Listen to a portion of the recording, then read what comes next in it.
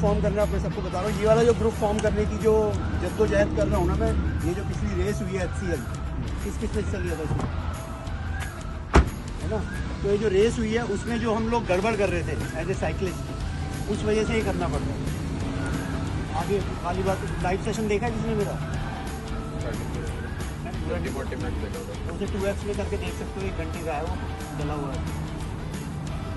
Live session में मैंने बहुत सारी बातें की थी। आज सिर्फ क्लास वर्क की बात करूँगा कि आज करना क्या है, अभी हम जो जा रहे हैं ना, करना क्या है। पुश करना ही होता है, कैसे करके इसे बीट करें या आगे बढ़े। रेसेस में जो होता है स्पीड के रिगार्डिंग बात करते हैं, हम सीधा देखते हैं आगे चमकता हुआ सितारा और हम उसको पीछे चेस कर रहे होते हैं।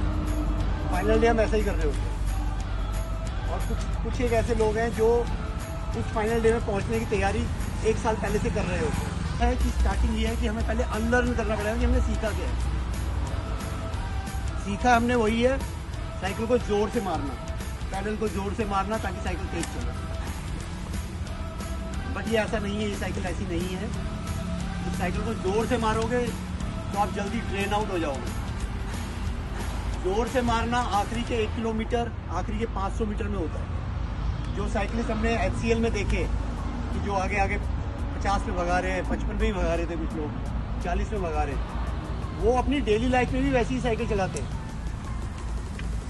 बट हम जो साइड लाइन में चल रहे हैं, हम लोग फैसिनेट हो जाते हैं कि ये लोग चला कैसे रहे, इतना कैसे सर्वाइव कर लेते हैं। उसकी बेसिक केडेंस किसे पता है, केडेंस क्या होता है। 1 मिनट में आप कितने राउंड लगा रहे हैं पैडल के, कितनी बार क्लॉकवाइज घूम रहा है, वो है केडेंस। तो उसकी जो लिमिट है वो 80 to 100 होती है। हाँ, पर मिनट में 80 टाइम्स आप अगर करेंगे वो फिर आ जाता है पावर के हिसाब से। मिनिमम रिक्वायरमेंट 80 है और मैक्सिमम 100। जब मैं मैक्सिमम बोल रहा हूँ तो 110 भी नहीं आना चाहिए, ओवरडू भी नहीं करना है। ओवरडू करेंगे तो वो आपके क्रैम्प कर सकता है। अगर आप स्पीड साइकिलिस्ट बनना चाहते हैं तो ये वाला गैजेट होना बहुत ज़रूरी है फॉर अ टाइम बिंग, जब तक कि आप वो मैच नहीं कर जाते। हार्ट रेट हो या ना हो, बट केडेंस अगर आप नहीं जज कर पा रहे हो तो केडेंस मीटर जरूर होना चाहिए साथ में। ऐसा नहीं करना है कि बिल्कुल ही डेड हो गए और केडेंस पे ध्यान दे रहे हैं, बिल्कुल डेड हो गए। जो स्पीड हमने बना रखी है उस स्पीड पे हो सकता है कि केडेंस की वजह से आज आप स्लो डाउन हो जाओ थोड़ा, बट जो टीम आपने बना रखी है उस टीम को मत छोड़ो। ये था how to approach towards the speed.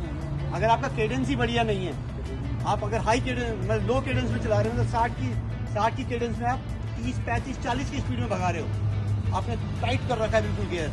अगर आप मेरी कैसे देख पा रहे होंगे तो यहाँ तक काली है और नीचे की देखो बिल्कुल वाइट है। ये क्यों वाइट है पता है आपको?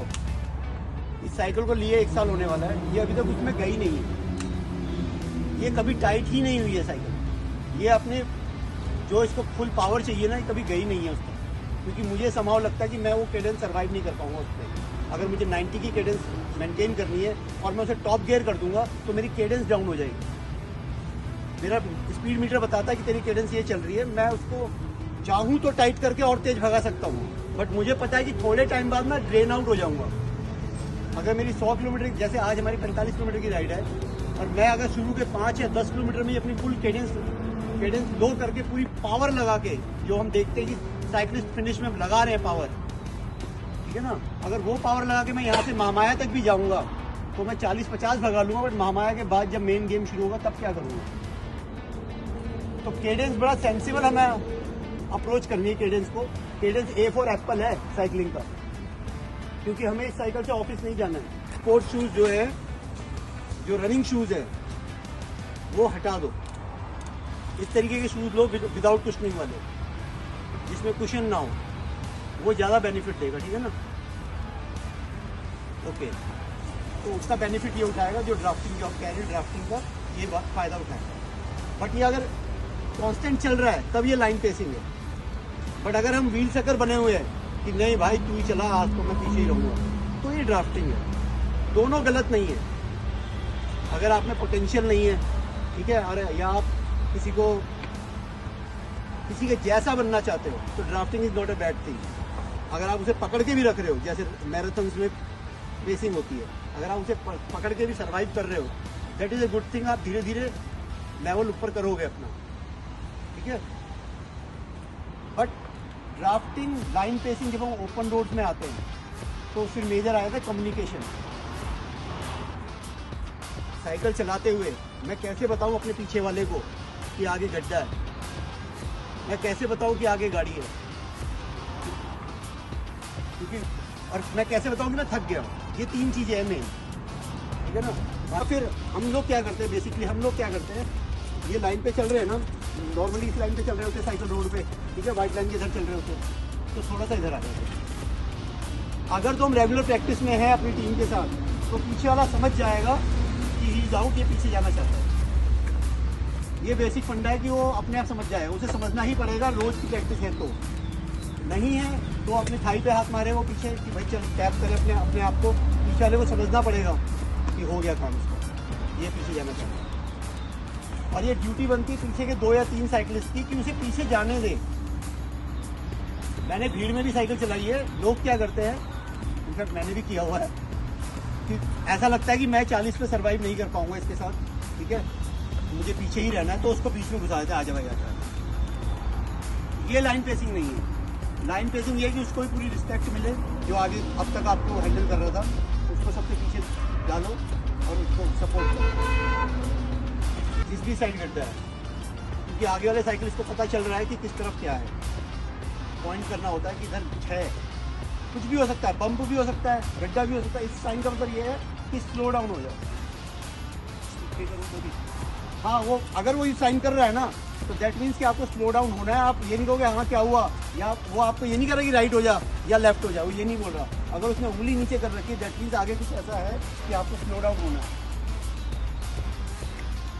ठीक है। हाथ निकालूं और उसको कहूँ कि लाइन में ही रहे, क्योंकि ये ज़रूरी नहीं है कि मेरे पीछे वाला साइकिल बिल्कुल चिपक के चल रहा है मेरे साथ, ये ज़रूरी नहीं है। हो सकता है थोड़ा साइड हो गया, या हो सकता है उसके पीछे वाला साइड हो गया। और ये ड्यूटी ना सिर्फ आगे वाले की नहीं होती है, ये ड्यूटी सारों की होती है। अगर किसी ने 1 घंटे का साइन बोला, तो उसके पीछे जितने साइकिलिस्ट हैं वो अपने पीछे वालों को बताएं कि आगे कुछ है।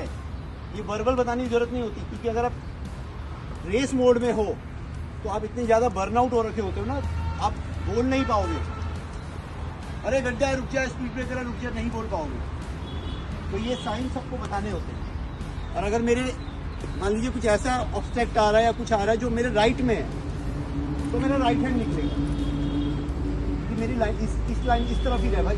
तो वो हाथ जो है ना, वो हाथ का इशारा बता देगा कि किस तरफ रहना है, किस तरफ आगे, किस तरफ दिक्कत क्या है।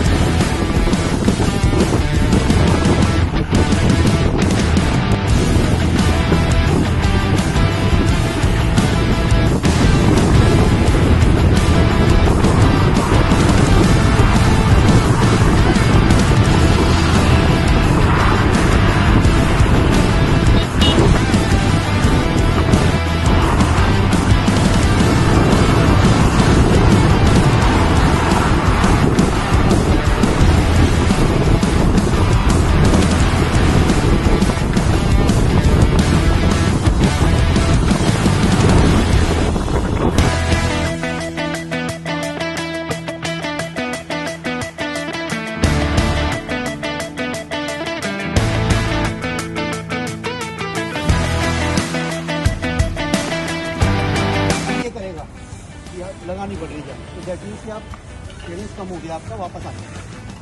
वो स्लोनेस पता चलती है, पैरों में फील होती है कि स्लो हो गया है पैर। कभी आपने देखा फ्लाईओवर से नीचे उतरते टाइम बड़ा मजा आ रहा होता है, पैर भी ऐसा रखा होता है, टाइट कर दो, जितना मुझे टाइट कर दो क्लियरेंस रुकेगा ही नहीं। वो लेवल अगर फ्लैट पे आ जाए ना हमारा, तो सब चैंपियन हो जाएंगे। टॉप गियर पे हमारा 90 का क्लियरेंस चल रहा है, 90-100 का, सारे के सारे यहाँ चैंपियन बैठे होते हैं। 50-60 स्पीड है। हाँ, तो यूजुअली आपको बर्न आउट करता है। जब मैं टॉप पे पहुंचूं तो मेरे पैर त्राही त्राही करे, वो मम्मी मर गया मैं। ठीक है। आज खरा ये मैंने इसे करवाया भाई को एडवेंट के बाद जो फ्लाईओवर आया, मैंने कहा तोड़ना नहीं है, 35 से नीचे आना नहीं है, नहीं आने दिया। बनाए रखा। क्या करते हैं अपन लोग, जैसे ऐसी कोई भी ट्रेनिंग राइड कर रहे हैं ना, चाहे 20 किलोमीटर की कर रहे हैं, जितने भी फ्लाईओवर आ रहे हैं उसमें अपना 110% डाल दो। डाउन में ना रिकवर रोको मत पैर को, रोको मत, रोको मत, बट प्रेशर रिलीज कर दो। तो उससे क्या होगा, जो आपका ब्लड फ्लो है ना, ब्लड फ्लो बना रहेगा और बॉडी आपकी रिकवर कर लेगी उसका। गियर चेंज करने की जरूरत नहीं है आपको हार्ड गियर करने की जरूरत नहीं होती है, ठीक है ना। जैसे फ्लाईओवर पे आप गए, आपने पूरी जान लगा रखी है। मैंने बताया मैं भी यही करता हूँ, हाई गियर करके तो फिर हम फायदा क्या करते उठाते हैं, हैं। यूजुअल लाइफ में क्या करते हैं, जैसे फ्लाईओवर से नीचे चलने लगते हैं फायदा गियर फायदा हाँ फायदा उठाते हैं। भाई 40-45 तक पड़ जाए, हाँ। कैसे भी मैं पुश करके चलाऊंगा, नहीं आराम देना। जैसे रनिंग में क्या करते हैं, कभी आप किसी 100 वाले स्प्रिंटर को देखोगे ना, 100 मीटर वाले स्प्रिंटर को भी, तो यूं भागता है और यूं होके खड़ा नहीं हो जाता, वो थोड़ा जाता है आगे, है ना, मूव करता है ना। ऐसे जब हम अपने को उस 200-300 मीटर के फ्लाईओवर पे खींच रहे हैं, पूरा बर्न आउट कर दो। मैं ट्रेनिंग राइड वाले दिन की बात कर रहा हूँ कि पूरा नीचे जाते हुए 30 हो जाओगे आप, ठीक है। आपकी ओवरऑल एवरेज स्पीड में कुछ फर्क नहीं पड़ रहा। मीन उस टाइम पीरियड के लिए अगर कोई वॉट के साथ खेल रहा है, ठीक है ना, कोई वोल्टेज ड्रॉप हो जाएगी, वॉट ड्रॉप हो जाएगी, बट आपकी एवरेज स्पीड नहीं ड्रॉप होगी। वॉट ट्रेनिंग अलग तरीके की होती है कि आपको कंसिस्टेंट